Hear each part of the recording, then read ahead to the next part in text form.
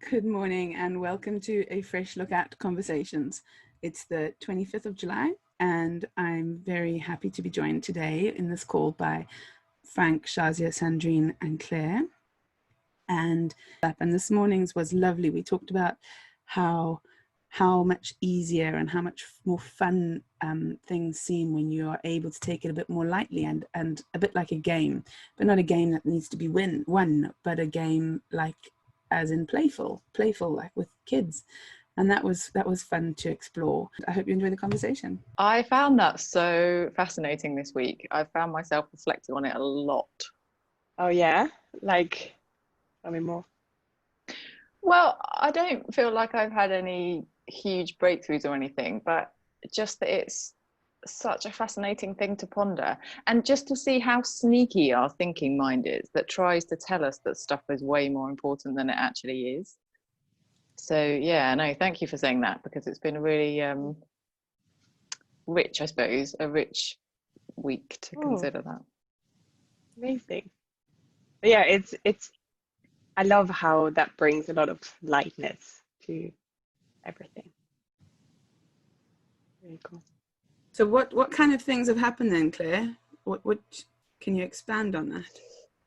Well, I felt a bit lighter with. This is such a boring recurring topic. I felt a bit lighter with the whole job thing, and just seeing how when I get gripped by that thinking of needing to know what's going on, just how sort of heavy it feels, and then actually, coming at it from the fact that actually it is a game. Like Sandrine's completely right, that you don't have to take it that heavy. It can be more. Because I keep falling into I need to know what's happening. I need to know what my money situation is. But actually, realistically, I could do anything. It's only me who's putting restrictions on what it is that I think I'm going to do next. So yeah, stuff like that has been just more, I suppose it comes back into the possibilities, seeing more possibilities, because we're only ever restricting ourselves by our own thinking. Yeah, I don't feel like I feel like there's a lot more to see in that area, but it was just been, when someone says something that I've heard before, but somehow I heard it differently, and I've enjoyed reflecting on it.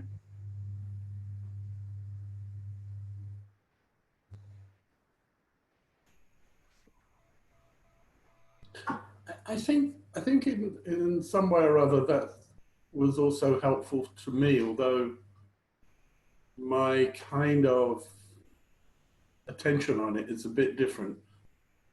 So one of the things that I, through my life, have often sort of struggled with is the whole social interaction bit, meeting new people and so on. And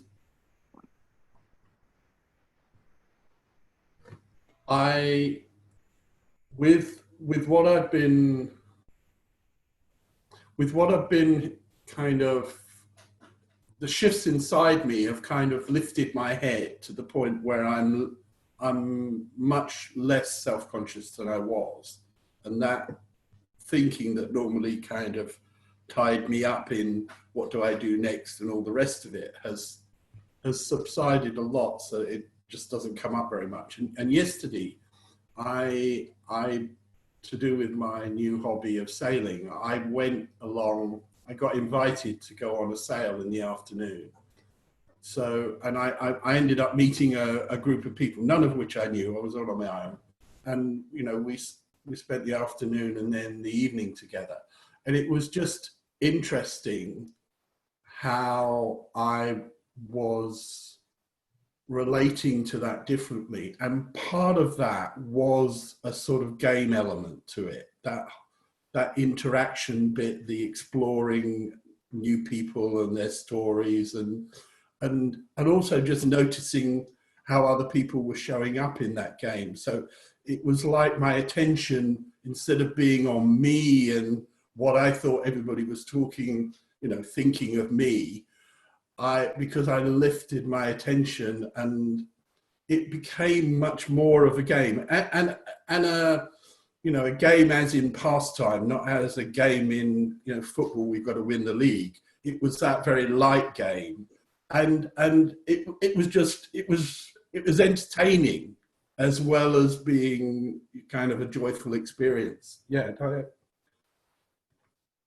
Yeah, because I think game can have different connotations, can't it? And I think all of the game we're talking about is that much more sort of childish-like game rather than the, you know, the heavy lots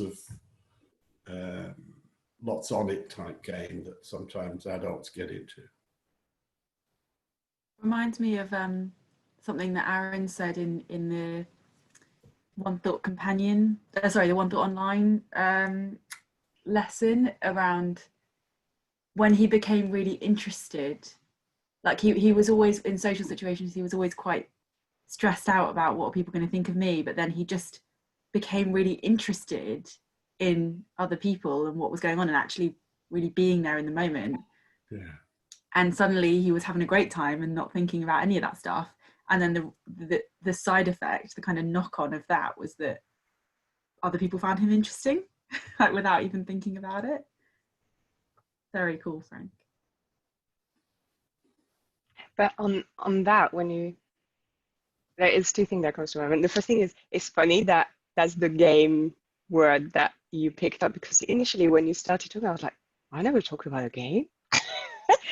And it's so funny. I think that's one of the analogy I made. But I like how we all then pick the word that kind of resonate and how it just work with us. It's so funny. Anyway, and yeah, but on the relationship and meeting people and how you deal with that I feel like, and to like jump back on what Shazia you said, I felt like I always felt I didn't have enough people around me, sort of thing. Like I felt like, oh, I was always the one that didn't have as much friends as the others. And I was putting myself so much pressure. And kind of when I stopped that, I realized actually, like, yeah, I tend to, I've got lots of people in my life. It's just, but like, sometimes you just focus on it and you like convince yourself of something, but actually it's not as bad. And it's really like, yeah, it's when you were talking, Frank, it's like, maybe actually you there is nothing, you're not like not good at it, or you convince yourself, but you see actually like that weekend you were like so good at it and you had the best time. And it's I find that so interesting how, yeah, we just convince ourselves of things, and actually it's not funded, and what it looks like in other people's life often is only the little bit that we see. So, you know, if you hear a friend who tells you, oh, I did this and that, yeah, but that was in the space of, let's say, a month. So what about in between? So in the end, everyone's the same sort of thing. And I don't think I could deal with that many people all the time anyway. But yeah, it's an interesting topic. The bit I've happened yesterday 2 or 3 times was because I wasn't with those people all the time. I also had a little bit of time on my own, and I was wandering around. And there were 2 people that I just came across, and complete strangers, but somehow it just occurred to me to connect with them, and I just sort of, I just turned up, smiled, and asked a question, and then we ended up having a really interesting exchange. And one guy he'd just finished moving into his boat that he'd just bought, and he told me all about how his wife left him when he was when his daughter was 10, and he'd been a single dad, and his daughter's now 31. He's getting close to retirement, So he sold his house and bought a boat, and he's living on a boat, and he's going to go and sail around the world. You know, and I got all of that out of a sort of 10-minute conversation just because I said, nice boat. It's amazing. So cool. I think the thing as well, Frank, and I've come to see it as a similar thing, is that actually we're all great at connecting with people when we're not thinking about ourselves, exactly as you said before. Like when we're focusing on us, it's like, oh, I don't know what to say, they're not going to find me interesting, or this is really awkward, how come I don't know all these people and they know each other? But actually, as you're saying, when the focus was off you and it was just curious about the other people, or you know, you just weren't thinking about yourself, then it becomes easy, and because we do naturally connect with people. Yeah. So true.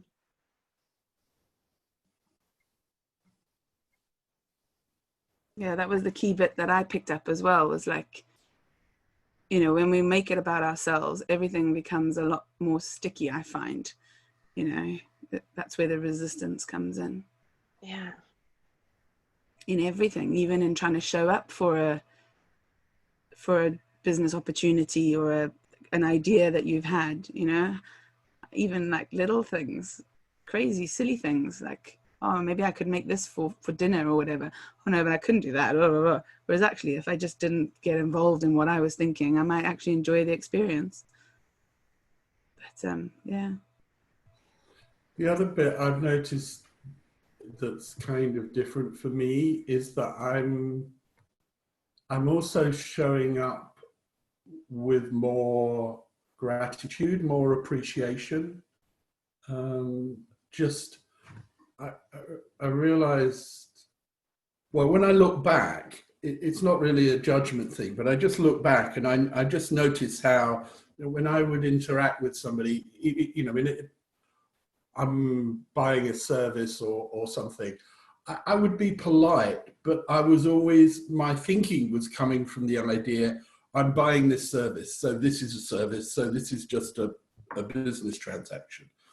Whereas now it looks to me like, you know, I'm having, this person's a human, and I'm having a connection, albeit a short one, with this person. And I want, I don't know, it just feels right that should be, you know, as pleasant or as joyful or as loving or whatever those words are that seem appropriate in the situation as possible. And part of that comes out in me just genuinely appreciating and telling people that I appreciate, you know, what they've done. And what I, you know, somewhat surprisingly, not, they end up doing kind of more. That, you know, but it's, I think before I would have come from the idea that it would be a good idea to be nice to them because then they're more likely to do what I want them to do. Whereas now it feels more like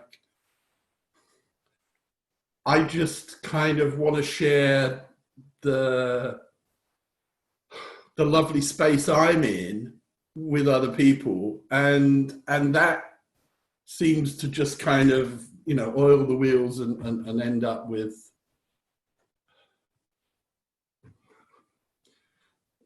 a lovely feeling, but also just it kind of, things go better, you know, people seem to try a little bit harder to take care of me, I guess, is the way it kind of plays out. So that's neat. I think that the really cool thing is, like, what I picked up on there was it's the intention that matters. Like the intention isn't for them to do what you want them to do. The intention is just to be there with them as a human. Yeah. And when it's not about the outcome flows really, really seamlessly. Even though, like, you know, when it's not about getting something out of it, you end up getting lots out of it. Yeah. I guess it's another version of this attention off you, because if your attention's on you about what it is that you want to achieve, you know, you're seeing the whole interaction with the world as how you kind of manage and control that. Whereas if your attention's on out there and in a sense having that go well, then it's, yeah, I suppose it's in some distant way, it's connected to what people talk with oneness and things like that, that we're all kind of, we're all in the soup together. And isn't it fascinating how, like, we can sort of assume that most people feel the same way. Like, most of us have got insecurity, and, you know, we can all recognize exactly what you said, Frank, about going into a situation where you feel uncomfortable, uncertain, or just like, you know, all sort of in, you know, me based or whatever. And if other people are coming like that, doesn't it just show how beautifully how one person showing up differently can change the whole experience, just by sort of opening up that space? And by what you said, you know, the people around you had a great experience as well. I mean, we don't know what their experience is. We don't know if you showing up differently would have made, but it would have made your experience different, and it would have obviously had a ripple effect. And I think that's lovely. It just takes the one person to make a huge difference in something like that, in everyday experiences. It's lovely. And I love how you don't have to wait to be like with, I don't know, your partner, your best friend, to have this amazing experience that just brings you a lot, sort of thing. I feel this kind of, like the guy with the boat, this little time felt really special when you talk about it, Frank. And I love that, how, yeah, this is there, available sort of all the time. It's almost like, you know, when we talk about holidays, when you feel, oh my God, when I need holidays, I need to go on a holiday, I'm going to feel better. But actually, it's the same. That is available every day, sort of thing. You don't have to wait to go on holiday to be good, sort of thing. I don't know if that makes any sense. But that's something I was speaking with my sister, when was that? Anyway, a few days ago. And she was about to go on holiday. And she was like, she started to go on a lot about work, and then she's like, oh, I'm going on holiday, so that's good. And then she started to talk about in 2 weeks when she'll be back from her holiday, and she's like, oh, I don't know if I'm going to cope with that, And I was like, wow. It's like, yeah, because I'm going to be alone, and so I'll have that, and I don't know if I'm going to make it. I was like, wow, it sounds like you're going to be really busy, and to me, it sounds like you're actually like doing even double the hours that you're telling me, because you're starting now, so you're not going to spend a week really busy. You'll have like 3 weeks. Sounds like really, really bad. And she stopped. She's like, oh wow, yeah. Because I was like, you just, yeah, because she's living it. And even with work, she's like, how are you, like the evening, the weekend, do you manage to like disconnect a bit? I was like, no, I'm going through all the calls I had and what I should have said. And I was like, you're taking double the calls, like, I think. And she had a moment, she's like, I think she realized what she was doing, that she was really like, yeah, working double shift, basically, because she's in her head. And I was like, maybe if you don't do things twice or 3 times or 4 times, maybe you'll manage that just fine, actually. And I was like, you don't have to wait. She's like, oh, the weekend is not long enough for me to disconnect. I need my 2 weeks holiday. And I was like, but maybe not. And I was like, is there a moment when you disconnect? I was like, oh, not really. You know, it's like, I don't have the time to disconnect. It's always something. And I was like, I don't know, one little thing. I was like, oh, maybe when I play with the kids, you know, we play 20 minutes, but it's like, it's not enough. It's not enough. You know, I need more time. And anyway, we started talking about other things. And then starting talking about a book that she had just finished reading, and she talked about it, and she's like, oh, actually I love this author. I read like the past 9 books, like I just took everything out and read that again. I was like, oh my god, it sounds like, and I made her talk. I was like, wow, it sounds like when you read, that's when you disconnect. I was like, oh yeah, true. And I was like, oh, maybe that's it. You have your breaks, just like notice they're there, and when you find yourself doing phone calls, maybe grab the book. And that, but yeah, it was really, oh, hold on, I think the dog is barking at the door. Sorry. Oh, I feel bad too, but he's not happy. Hold on. Hold on, but go. It's interesting. I was just thinking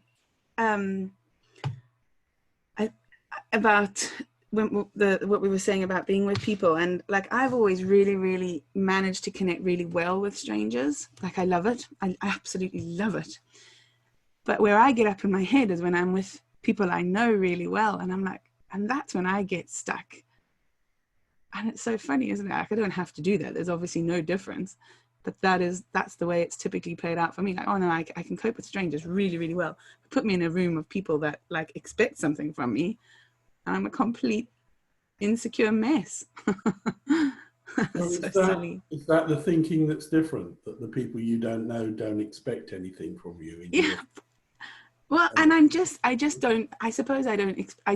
really open to that new exploring who they are. Like I just always been interested. But yeah, they don't expect anything from me, do they? So yeah. Is that significant for you? That realization of the expectation. That different, is that the difference that makes the difference? I don't know. But I'm interested that there is a difference, and there is a definite difference. Yeah. I definitely think that's a good, like what Frank's just said is something to explore though. Like what is it? Is it, what's the pattern of thinking that you have around people that you know that leads to insecurity? Yeah, or is it just that I've noticed that and I don't have to, I'm clearly listening to something going on about me. I'm paying way more attention to what it means about me and my issues than I am to the people I'm with. Yeah. And the feeling is what tells me that that's going on. But I've only just sort of seen that is a very, very typical experience that I have. Good catch, that. So I invited you to be analytical and you said, no, that is. And let my brain sort itself out. Yeah.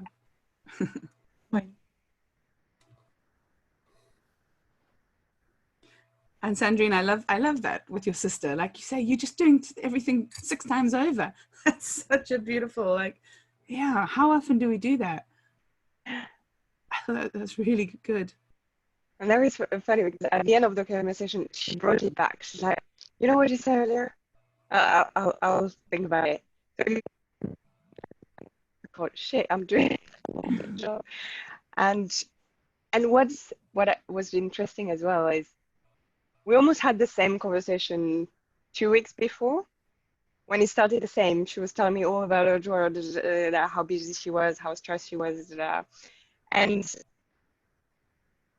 I left the first phone call we had feeling really like exhausted and like not good. I was like, oh my God, like she's not good. And I felt really like, but in the sense of, oh, why she's doing that to herself sort of thing. And I was like, I don't know, not, but this conversation somehow, I don't know, I was like, oh yeah, here, she's gonna talk about her thing. And I didn't know, I don't know, maybe I didn't hold on to it as much, but the feeling after the call was so different. It was just like, I don't know, it felt good and light, although we talked about exactly the same thing. But yeah, so it sounds like the difference was in you, Sandrine, in the sense, I mean, you ended up being the catalyst for her to see something new, but because you were light, you were feeling, you know, kind of in that clear-headed space, rather than down in, when you heard her problem the first time, you just kind of inhabited her problem with her. You ended up thinking, if I was feeling like that, how would I feel? Or more like, oh, here we go again, where the second time it was more like, I got curious, I think. And that was really what made it different. That was interesting to observe how it felt different. And And also, how you had better questions as well. Sorry, Claire.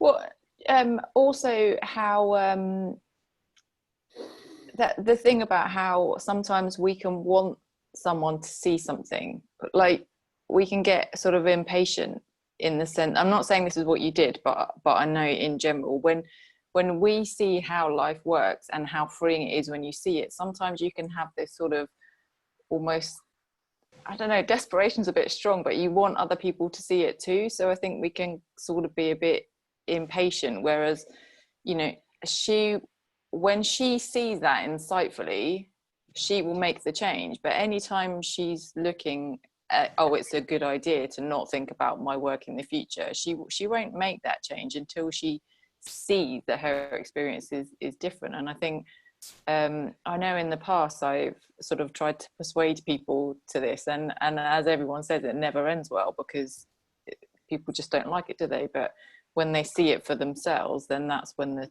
shift takes place. Yeah, and I think usually I try to tell her, oh, sort of, maybe not that directly, but this is how it works, like it's in your head, and when obviously like it's pointless. Where here I just told her, like, just notice how when you just caught up in redoing what you've done already, just catch yourself, and we'll see. Well, what I loved about the way that you said it was like it, almost a bit tongue-in-cheek, like you were like, oh God, that must be so hard because you're doing it for 3 weeks instead of the 1 week. That like as in it, obviously you're saying it like it's going to be quite obvious to her that the point that you're making, but you were doing it in such a playful way. But in the end, I really meant that. I felt really sorry because I was like, is that going to be hard? Just like what's the word? But you know what I mean? It wasn't, I wasn't playing dumb. I was like, that going to be really hard for you. And I know it is, because I can see when she talks about it, it is like so painful. And yeah, anyway, I hope she's gonna have it. Gonna know how to take little breaks. And I was like, don't wait for your holidays to take your breaks. Every day. I do that all the time, and it's the best thing. Like on Friday, I was working on something, and I spent an hour. I was like, why that thing doesn't work? Why it doesn't work? I was like, okay, let me leave it. Monday morning, switch on my computer. 2 minutes later, I was like, oh, well, that's what I meant to do. That's it. I didn't think about it over the weekend. I didn't learn anything new about that over the weekend. It's just, I think sometimes your brain needs a bit of space and clearance. And it happens all the time. So, yeah. Just gorgeous. Love listening to you all. Thank you. And if thank you to those of you who are watching or listening. And if you want to have a chat with any of us more, on the afreshlookat.co.uk page, on the speak to practitioner, or I can't remember. Anyway, on our website, there's a link to, if you want to contact us to have a chat with us about anything. Free coaching calls, basically, with any of us who are on afreshlookat.co.uk. And we'd love to meet you and talk to you. So thank you very much, guys, for being here again with me, all of us, and we'll see you next week.